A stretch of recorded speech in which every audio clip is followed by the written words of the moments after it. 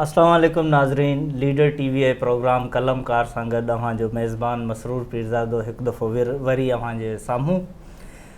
अॼु असां जेको प्रोग्राम कयूं पिया तव्हांजे स्क्रीन ते नज़र ईंदी हूंदी असांजी लेखका जंहिंजो ताज़ो नाविल आयल आहे आराधनी जे नाले सां। ऐं हीअ नाविल मैडम ज़ुबैदा बिरवाणीअ जो आहे। मैडम खे असां भलीकार चऊं था। महिरबानी तव्हां टाइम ॾिनो असांजे प्रोग्राम में आया। महिरबानी तव्हांजी वॾी महिरबानी जो तव्हां इहो मूंखे मौक़ो ॾिनो ऐं लीडर टीवी जी महिरबानी ऐं बल्कि जेको असांजो मुहूर्त वारी तकरीब थी उन में मां सम्झां थी त न सिर्फ़ु सिंध ऐं पाकिस्तान में पर पूरी दुनिया में जिते सिंधी माण्हू रही थो उन लाइव इहो प्रोग्राम ॾिठो ऐं लाइव प्रोग्राम ॾिसण खां पोइ फीडबैक ॾाढो माण्हुनि ॾिनो आहे।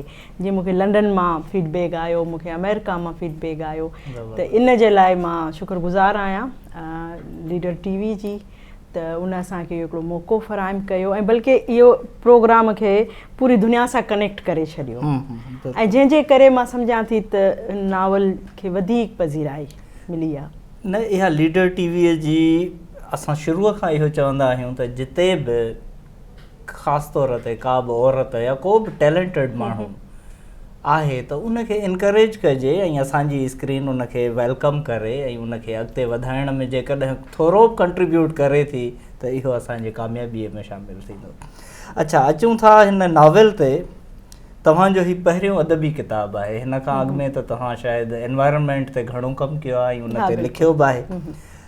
अदबी पहिरियों किताबु सो बि नाविल ते त काफ़ी असांजा वॾा वॾा राइटर्स जिन जा वॾा नाला आहिनि उहे बि दिलि ॿधी पोइ नेठो कमु न करे सघंदा आहिनि। तव्हां इहो कमु एॾो ॾुखियो कीअं करे वियो? असल में मुंहिंजी शौक़ु तसव्वुफ़ जे तरफ़ नंढपण खां रहियो आहे, पर जीअं त हिकिड़ी फील्ड माण्हू चूज़ करे थो, एनवायरनमेंट मुंहिंजी फील्ड रही जंहिंमें पाणी जहिड़ो सब्जेक्ट चूज़ कयो ऐं जॾहिं जॾहिं जे पाणी वेटलैंड्स जेको डंडूं आहिनि असांजूं मिठे पाणीअ जूं उन सां गॾु दरिया, जॾहिं इहो सब्जेक्ट मूं चूज़ कयो त उन में जेका सभ खां सुठी शइ इहा थी त फितरत खे वेझी थींदी वईसि ऐं उन फितरत में उहो माण्हू जेको ॾुखनि में थो रही, जेको ॾुतड़ियल माण्हू आहे, उन हिन फील्ड जे थ्रू ऐं उन माण्हूअ सां कनेक्ट थी वईसि। त तसव्वुफ़ मुंहिंजो शौक़ु हुओ पढ़णु, पर जॾहिं मां उन माण्हूअ सां कनेक्ट थी त तसव्वुफ़ त इल्मु ई इंसान जो आहे। बिल्कुलु। त उहो इंसान सां जॾहिं तव्हां जुड़ो था, जॾहिं इंसान सां तव्हां एतिरो वेझा वञी उन जा ॾुख सूर, उन जूं तकलीफ़ूं ऐं ॿियो जेको माण्हू फितरत सां जुड़ी रहे थो न उन माण्हूअ जे अंदरि हिकिड़ी प्योरिटी आहे, उहा तव्हांखे नज़र थी अचे। पोइ बसि वक़्त सां गॾु गॾु हिकिड़ो वक़्तु इहो आयो त मां इहो फ़ैसिलो कयो त हाणे ॿिया कम न कंदसि, हाणे हिन चई खे सम्झींदसि, छो त मुंहिंजे मिज़ाज में आहे फ़ोकस कमु करणु। या मां इन्वायरमेंट ते कयो त फ़ोकस कयो, उन में अगरि मैंग्रोव्स खयो त उनखे फ़ोकस कयो। पोइ तसव्वुफ़ खे मां सम्झणु चाहियो थे त आख़िर इहो इल्मु या इहो नज़रियो आहे छा। पोइ 5 साल मां हिकिड़ी फ़ोकस स्टडी कई ऐं जॾहिं इट्स लाइक अ मेडिटेशन। नो, बिल्कुलु तव्हां चई सघो था, इन खे तव्हां चई सघो था। ऐं उन में न सिर्फ़ु इहो नैरेटिव ॾिठमि पर मां इंटरनेशनल नैरेटिव खे बि पढ़ियो ऐं मां कोशिशि इहा कई त हिन वक़्तु ख़ुदि जेका ग्लोबल लेवल ते वर्ल्ड आहे उहो कीअं तसव्वुफ़ खे जेको आहे उहो पाण अपनाइनि पिया, उनखे पंहिंजी ज़िंदगीअ जो हिसो पिया ठाहिनि, इहो सभु कुझु थिए कीअं पियो। हिकिड़ी इहा शइ ॿिया मूं ज़ाती मुशाहिदा कया तसव्वुफ़ जे पर्सपेक्टिव में, ज़ाती मुशाहिदा। ऐं तसव्वुफ़ जो त शायदि वधीक फोकस ई ज़ाती एक्सपेरिमेंट ते आहे। बिल्कुलु, ॿई जॾहिं गॾु पढ़ण खे, जीअं तव्हांजो ही नाविल आहे डेडिकेट थियल शम्स तबरेज़ खे, ऐं शम्स तबरेज़ जे लाइ त इहा मशहूरु कहावत आहे, कहाणी आहे त हुन जॾहिं मौलाना रूमीअ जा दफ़्तर ॾिठा त चई इहे ख़ाली पना आहिनि, इन्हनि खे हुन नज़र सां ॾिठो त सभु सड़ी विया। ऐं पोइ पर्सनल जेको एक्सपेरिमेंट जी ॻाल्हि थी थिए। तसव्वुफ़ त तव्हां सही पिया चओ, जेको त पंहिंजो ज़ाती मुशाहिदा आहिनि उन्हनि तव्हांजे इंट्यूशन में शायदि वधीक मैच्योरिटी आंदी हूंदी। बिल्कुलु। मां हितां सिंध खां पंहिंजो सफ़र शुरू कयो पूरे पाकिस्तान में ऐं तसवुफ़ सां जेका ट्रीटमेंट आहे उनखे मां ॾिसणु पिए चाहियो। दरगाहनि ते वञी ज़ाती मुशाहिदा करणु ऐं उते जेको हिकिड़ो ज़िंदगीअ जो तर्ज़ु जोड़ियल आहे उनखे वञी वेझड़ाई सां ॾिसणु, पोइ उनखां पुठियां कोन्या जो सफ़रु करणु, इहे सभु शयूं ॾिसण खां पोइ ई हिकिड़ो त मूं वटि इहो हो त हीअ सिर्फ़ु जॾहिं मां तसवुफ़ खे पढ़णु शुरू कयो त मुंहिंजे ज़हन में किथे बि न हो त मूंखे हिनखे लिखणो बि पवंदो, बिल्कुलु बि न हो। मूंखे इहो हो त मां पंहिंजी अंडरस्टैंडिंग लाइ इन शइ खे पढ़ां थी। जॾहिं मूं हुनखे पढ़ियो ऐं मूंखे जॾहिं इहा ख़बर पई त हिन वक़्तु दुनिया में इहो वाहिद नज़रियो आहे जेको तव्हांजूं दीवारूं किराए सघे थो, तव्हांखे बॉक्सिस मां कढी सघे थो, तव्हांखे मज़हबनि जे दाइरनि मां ॿाहिरि कढी तव्हांखे इंसानियत सां जोड़े सघे थो। त जॾहिं इहो कमु थियो किथे, इहो कमु थियो सिंध जे धरतीअ मां। हीअ तसवुफ़ जो नज़रियो ऐं हीअ बुनियादु जेका आहे इहा सिंध जे धरतीअ ते थी। ऐं दुनिया में पहिरियों दफ़ो अगरि का तसनीफ़ लिखी पे वेई वेदनि में त उहा तसवुफ़ जी तसनीफ़ लिखियूं पे वेयूं उन वक़्तु। ऐं तसवुफ़ इहो वेद किथे पे लिखिया विया, वेद सिंध में पे लिखिया हुआ, दरियाए सिंध जे कप ते लिखिया पे विया। ऐं पोइ जॾहिं सिंधू माथिरी जी तहज़ीब जुड़ी पे त उन जो इक़्तिसादी जेका उसूल हुआ उहो तसवुफ़ जा उसूल हुआ ऐं उहे उन ई उसूलनि सां असां दुनिया सां जुड़ियासीं पे। हाणे असां हिनखे मुद्दे ख़ारिज इल्मु सम्झी जॾहिं असां हिनखे फिटो करे छॾियो आहे ऐं जॾहिं जिते नालो अचे थो तसवुफ़ जो त सम्झो वञे थो त उहो हिकिड़ो मलंग आहे जेको सुल्फ़ी थो पिए दरगाह ते वेठो आहे, या उहो मजज़ूब, हा उनजो उहो। मुंहिंजी स्टडी मूंखे इहो सेखारियो ऐं मुंहिंजी अंडरस्टैंडिंग बिल्ट कई त सूफ़ी मीन्स स्कॉलर। सूफ़ी को मलंग जो नालो न आहे, सूफ़ी को चरियाइप जो नालो न आहे। सूफ़ी विज़डम जेको सूफ़ी आहे उन वटि हिकिड़ो क्लियर विज़डम आहे।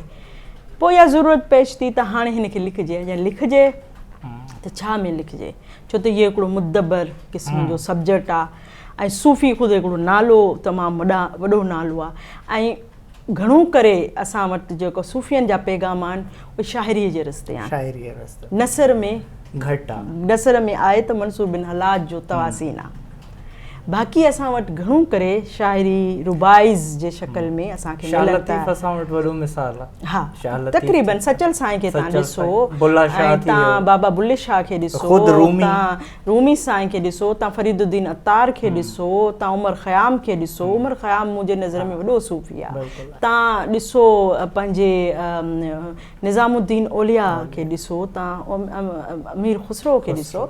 हाणे जेको असांजे ख़िते में इहे मिलनि था, वरी असां वञूं था अगरि जेका पर्शियन पोइट्स आहिनि हाफ़िज़ शिराज़ी, सादी, इहे सभु त हाणे हा इहे सभु असांखे हिकिड़ी शाइरी जे शक्ल में सॼो पैगाम मिले थो।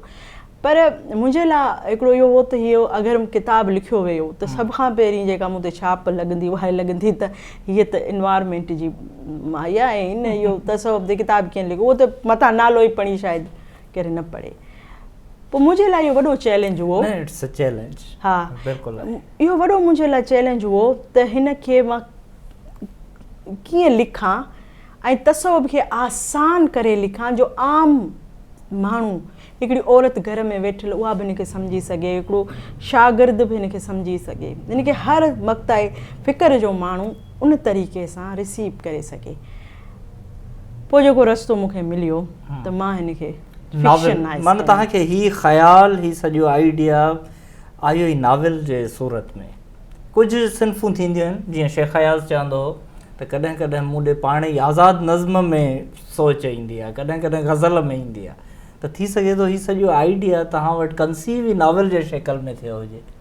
आइडिया त ॾिसो हिकिड़ी अंडरस्टैंडिंग त ऑलरेडी बिल्ड थी चुकी आहे। हाणे कम्यूनिकेशन कीअं कजे ही मूं वटि वे ऑफ कम्यूनिकेशन हो त मां हिनखे नावल जे शक्ल में खणी अचां। जॾहिं इहो हिकिड़ी कहाणी जे शक्ल में हिकिड़ी शइ साम्हूं ईंदी त माण्हू हुनखे पढ़ी सघंदा। ईअं सवेर तव्हां ॻाल्हि कई तव्हांजो ताल्लुक़ु घणो करे पाणी ऐं उनजे पसगरदाईअ सां रहियो ऐं उतां जे माण्हुनि सां रहियो। वरी ही नाविल त मूंखे पाणी ऐं नाविल ऐं तसवुफ़ ते यादि अची रहियो आहे हिन वक़्तु हरमन हेसे जंहिं सिद्धार्थ नाविल लिखियो, उन लिखियो उन नाविल में ई आख़िर में त मां सच सम्झण लाइ केतिरा ई उस्ताद कया, सभिनी वटां सिखियो, कुझु न कुझु मिलियो सभिनी वटां, पर मां सभिनी खां घणो सिखियो दरिया खां। त कीअं कलाकनि जा कलाक मां दरिया जे कप ते वेठो हूंदो हुउसि ऐं दरिया खे ॿुधंदो हुउसि, ऐं उनखां मां सिखियो त कीअं ॿिए खे ख़ामोशीअ सां ॿुधिजे, बग़ैर का राय क़ाइमु करे कीअं सिर्फ़ु ऐं सिर्फ़ु ॿुधिजे। त इहो मूंखे हिन वक़्तु मौक़े जे मुनासिबत सां यादि आयो हरमनी से, ऐं उहो बि नाविल आहे ऐं उहो बि तसव्वुफ़ ते। बिल्कुलु बिल्कुलु। ऐं इन खां अलावा हीउ नाविल जेको माण्हू अक्सर ॾिसंदो, मूंखे हिकिड़ो परसेप्शन आहे त हीअ आहे तसव्वुफ़ जे हवाले सां, सो बि औरत लेखक आहे जो लिखियलु आहे, ऐं तसव्वुफ़ ऐं शम्स तबरेज़ ऐं रूमी। त माण्हुनि वटि आम सवाल इहो जनरेट थींदो, क्रिएट थींदो त छा ही एलिफ शफ़क़ जे नाविल 40 रूल्स ऑफ लव मां इंस्पायर्ड हूंदो? न न, बिल्कुलु बि न, छो त हू हिकिड़ो ॿियो डिक्शन आहे, हीअ बिल्कुलु नओं डिक्शन आहे। मां ॿुधायां थी त हीअ कीअं उन सां बिल्कुलु बि हिन जो, तव्हां हिन नावल खे पढ़ंदो त तव्हांखे इहो फील थींदो त, छो त मां हीअ नावल लिखण खां हिकिड़ो त मां फिक्शन घटि पढ़ियो आहे, ऐं मां जेको थोरो घणो फिक्शन पढ़ियो बि उहो सिर्फ़ु तसव्वुफ़ में ॻोल्हियो। तसव्वुफ़ जेको आहे उहो फिक्शनाइज़ किथे किथे थियल आहे, उहो तमामु थोरो थियो आहे। माना अगरि तव्हां सिंधीअ में ॾिसंदो तव्हांखे हमाउस्त मिलंदो आगा साहब जो, ठीकु आहे। अहिड़े तरीक़े सां तव्हांखे चंद किताब तव्हांखे मिलंदा। तव्हां इंटरनेशनल लिटरेचर में वेंदो तव्हांखे तमामु थोरा मिलंदा, घणा तव्हांखे न मिलंदा। हिन में जेको डिक्शन आहे उहो आहे जदीद तसव्वुफ़ जो, त जदीद दौर में तसव्वुफ़ कीअं हूंदो।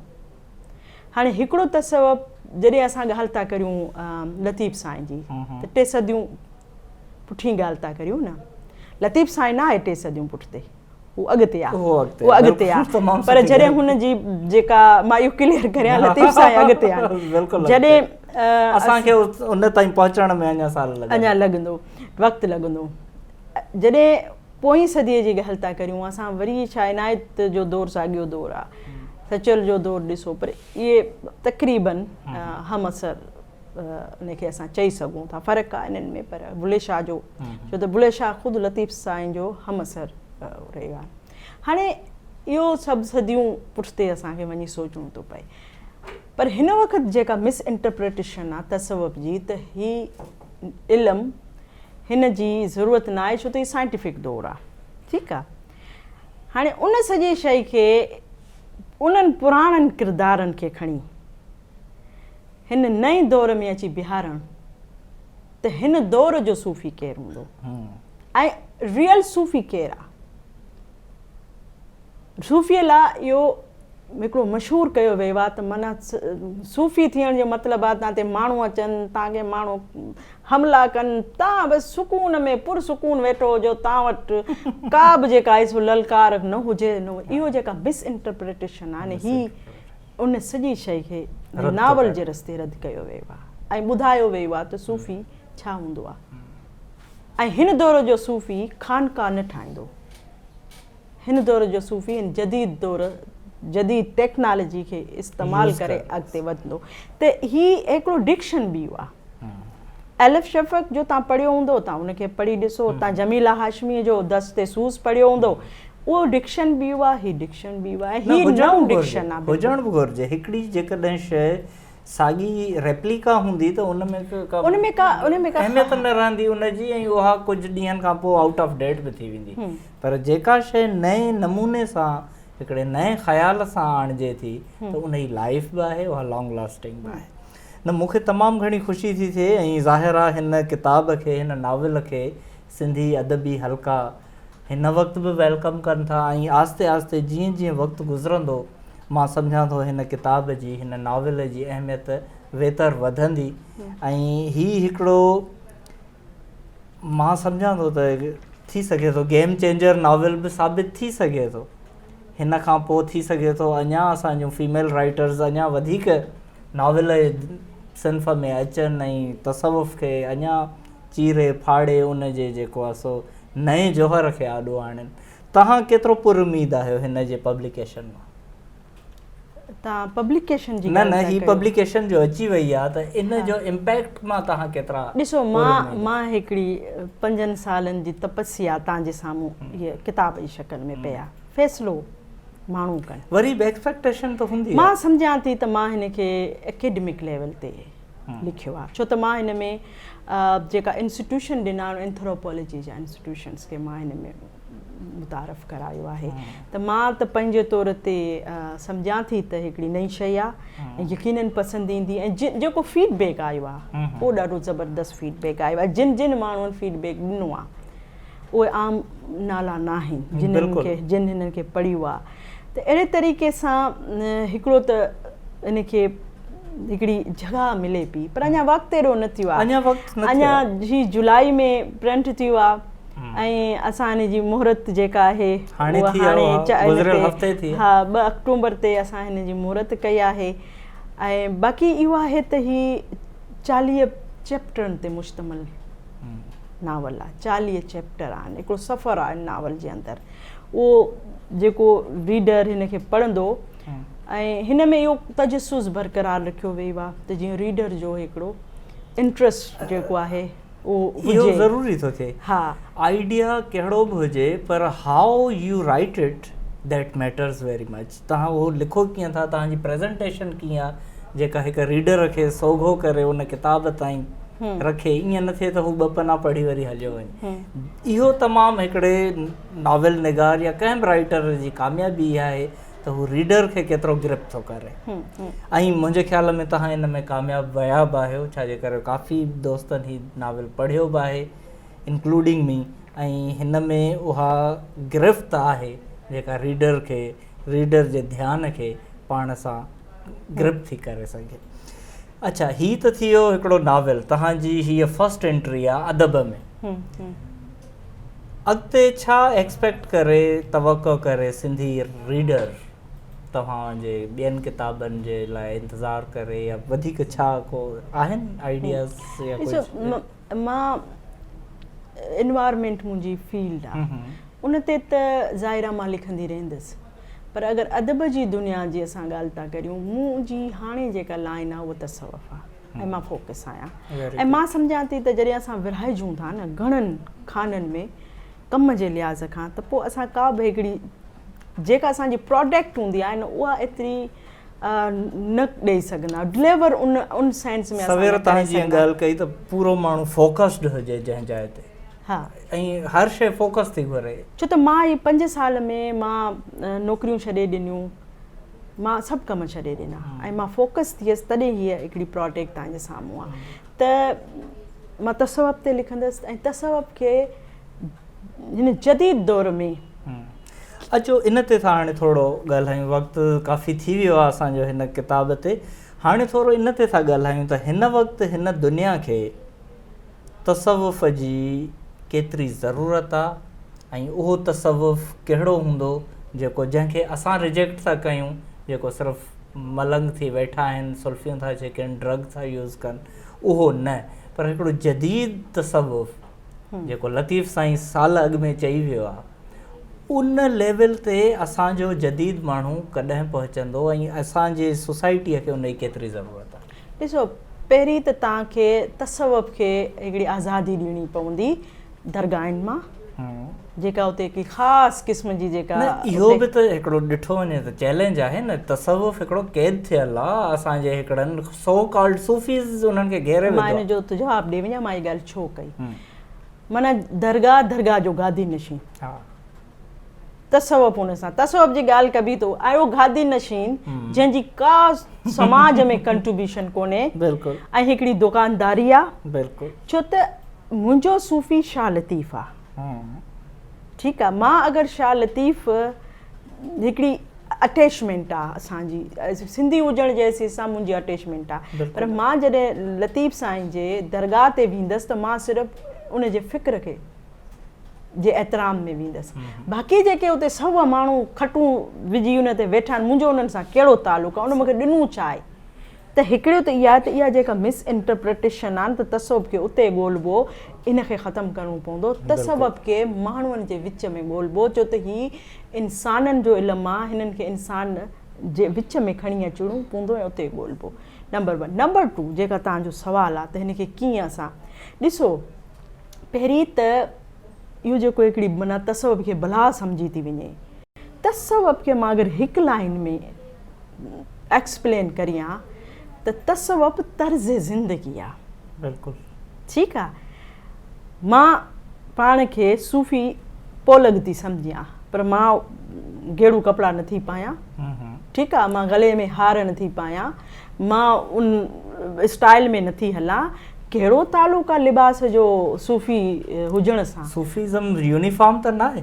कहिड़ो बि ताल माना माण्हू चवंदा असां सूफ़ी थी वियासीं त मथे ते पटकियूं ॿधिजी वेंदियूं ऐं उहा थी वेंदा, न आहे। इहो तव्हांखे पाण खे अंदरि मां तब्दील करे तव्हांखे एक्ट करिणो पवंदो, छो त इहो एक्ट ज़रूरी आहे। Sufism is action. उनखे एक्शन में आणण जे लाइ, हा, उहो तर्ज़ ज़िंदगी आहे। तर्ज़ ज़िंदगी छा आहे? तव्हांजा तसवुफ़ जा जेको मूं उनखे ॻंढियूं आहिनि 5 एलिमेंट्स सां, तव्हां हिन में अगरि पढ़ंदो त उनखे तमामु वसी तरीक़े सां मां उन में एक्सप्लेन कयो आहे। 5 एलिमेंट्स खे हिन जे अंदरि, ऐं उहे काइनात जा उसूल आहिनि, उहे तसवुफ़ जा उसूल आहिनि, उहे इंसान बि उन्हनि उसूलनि ते बीठो आहे। 5 एलिमेंट्स इंसान जे अंदरि में आहिनि। अगरि उहे तव्हां उन मां कढी छॾियो त इंसानु ॾही पवंदो। तव्हां अगरि इहे 5 उसूल तव्हांजे समाज मां कढंदो त तव्हांजो समाज अॼु इहो आहे न जेको नज़र थो अचे। त हिनखे त सिर्फ़ु तव्हांखे जॻह ॾियणी आहे न, तव्हांखे उनखे सम्झणो आहे। बजाए तव्हां उनखे दकियानूसी सम्झो, बजाए तव्हां उनखे दुनिया तर्क सम्झियो।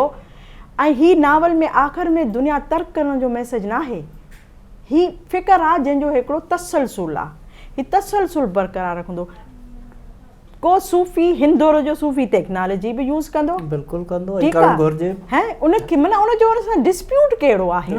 डिस्प्यूट को बि डिस्प्यूट अञा न आहे। उहो टेक्नोलॉजी अञा उनखे फ़ाइदो ॾींदी हिन दौर में। न, अगरि कंहिं वटि तसवुफ़ जा उसूल हुजनि त तव्हां त दुनिया सां ॻंढिजी वेंदो न। तव्हां वटि नफ़रत न आहे, तव्हां वटि स्पेस आहे, तव्हां वटि पीस आहे, तव्हां उनखे। ऐं ॿियो जेको वहदत जो तालुक़ आहे, माना मुंहिंजो त को पर्सनल ख़ुदा न आहे, मुंहिंजो त ख़ुदा उहो आहे जेको हिन सॼे काइनात जो ख़ुदा आहे। माना कंहिं वटि भॻवानु आहे, कंहिं वटि अलाह आहे, त कंहिं वटि ईश्वर आहे। माना मुंहिंजो त अगरि ईश्वर आहे तॾहिं बि हिकु आहे, अगरि अलाह आहे तॾहिं बि हिकु आहे। त जॾहिं तव्हां हिकु ई धणीअ जा उन में आहियो त पोइ झगड़ो छा जो आहे? पोइ तव्हांजो झगड़ो ई ख़तमु थी वेंदो।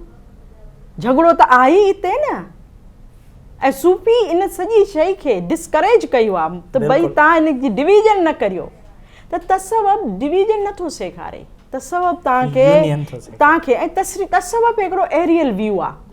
हाणे इहो कप मुंहिंजे साम्हूं पियो आहे, मां इहो पई ॾिसां, तव्हां हुन पासे पिया ॾिसो, तव्हां बि ग़लति न आहियो, मां हुन पासे ॾिसां पई ग़लति न आहियां।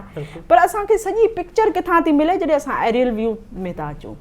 त तसवुफ़ हिकिड़ो एरियल व्यू आहे। जॾहिं तव्हां मथां ॾिसंदो त सभु कुझु तव्हांखे हिकु जहिड़ो थो नज़र अचे। सो हिनखे त हिकिड़ी इन शइ खे सम्झण जी ज़रूरत आहे, त असांजी ज़रूरत आहे। पहिरीं ॿी जेका शइ आहे जेको तव्हांजो सुवालु आहे त औरत, मूंखे इहा ॻाल्हि सम्झ में नथी अचे त औरत ऐं मर्द छो, मतिलबु ही तसवुफ़ जो जेको हिकु वॾो इहो मां इन जिन्सी बुनियाद ते न चयो। मां इन जो हिकिड़ो मां तव्हांखे हिकिड़ी ॻाल्हि सिर्फ़ु हिन लीडर मुंहिंजो पैगाम बि आहे। हा, तव्हां ॾिसो त मूं हिकिड़ो नज़म लिखियो आहे ऐं उहो मूंखे पूरो त हिन वक़्तु यादि न आहे, पर उन नज़म ते ज़ुल्फ़कार ऐं मज़हर हुसैन उन खे कंपोज़ कयो पे। पर जीअं त असां थोरो वक़्त जो हुयो मसइलो त असां उहो म्यूज़िक जो प्रोग्राम न करे सघियासीं। मूं हुन में इहो लिखियो आहे जिते मूंखे हिकिड़ी कंहिं लिखी आहे नज़म, अधु कलंदर छोकिरी। ठीकु आहे, मूंखे डिसएग्रीमेंट आहे, शदीद डिसएग्रीमेंट आहे। हुन जो कॉन्सेप्ट हुन में छा हुजे, हुनजे पुठियां नियत छा हुजे, मां उन ते नथी ॻाल्हायां। मूंखे हिन नज़रिए ते इख़्तिलाफ़ आहे। मूं लिखियो आहे त हुन में मैं रक़्सा कलंदर हूँ पुरकैफ़ इश्क की वादी में, मुझे आधा कलंदर कहने वालों, तेरे पास कलंदरी का कोई पैमाना है। गुड। माना औरत अधु कलंदर, औरत अधु सूफ़ी, औरत वॾा कम नथी करे सघे, सभु कुझु करे सघे। ठीकु आहे न, इहा मिसइंटरप्रिटेशन आहे। ॾिसो, असां इंसान जी शक्ल में पैदा थिया आहियूं, जिन्सूं असांखे उन ते असांजो ऐं फोकस उनजो न आहे। पर महिनत मर्द करे, हिकिड़ो सफ़ा अहिड़ो मर्द आहे जेको नथो महिनत करे रिज़ल्ट न ॾींदो। बिल्कुलु अगरि हिकु औरत कमु नथी करे रिज़ल्ट न ॾींदी। जीअं शाह लतीफ़ चयो न, ॾात न आहे ज़ात ते, ईअं ॾात न आहे जिन्स ते बि आहे, कुझु जिन्स न ते आहे। थोरो ई आहे। जेको सुठो लिखंदो, हाणे बरे सगीर जी सभ खां वॾी जेका नॉवलिस्ट सम्झी वञे थी कुरतुलैन हैदर, हा हा को मर्द उन जहिड़ो नॉवल न आहे लिखी सघे। हा। त जेको हूंदो ॾात ते, उहा औरत हुजे या मर्द हुजे, उन खां मथे उनजो कंट्रीब्यूशन उनखे मथे थो करे। मां चवां थी त बाबा महिनत करियो। बिल्कुलु तव्हां महिनत कंदो, तव्हां फोकस थी शयूं कंदो, तव्हां रिज़ल्ट ॾींदो। बिल्कुलु बाक़ी बिना महिनत जे तव्हां चाहींदो त का शइ मिले त उहा मर्द खे बि न मिलंदी, औरत खे बि न बिल्कुलु मिलंदी। बिल्कुलु इन जो ठीकु आहे न? जिन्स सां को इन ताल्लुक़। सां को ताल्लुक़ न आहे। Genius is 99% perspiration and 1% inspiration. Thank you very much Zubaida, महिरबानी। ॾाढी सुठी कचहरी थी। वरी बि तव्हां जॾहिं कराचीअ हुजो त तव्हांखे तकलीफ़ ॾींदासीं, ज़रूरु। अहिड़े क़िस्म जी वरी गुफ़्तगू कंदासीं तसव्वुफ़ उनजे ॿियनि महिरबानी। मुख़्तलिफ़ पहलुअनि ते। महिरबानी। महिरबानी तव्हांजी। नाज़रीन, उमेद त तव्हां ही प्रोग्राम ऐं हिन में थियल मौज़ूअनि ते कचहरीअ खे इंजॉय कयो हूंदो, तव्हांखे पसंदि आई हूंदी। तव्हां पंहिंजो फीडबैक ॾिजो, ही चैनल पंहिंजो सब्सक्राइब करे छॾियो ऐं अहिड़े प्रोग्रामनि लाइ तव्हांजो ही सब्सक्राइब थियल चैनल तव्हांखे अञा वधीक सुठा प्रोग्राम ॾिसण लाइ मौक़ो ॾींदो। वरी ईंदड़ हफ़्ते वरी नए कंहिं महिमान सां, नवनि ख़्यालनि सां, नवनि ॻाल्हियुनि सां हाज़िर थींदासीं। पंहिंजे मेज़बान मसरूर पीरज़ादे खे ॾींदा इजाज़त। अल्लाह भाई।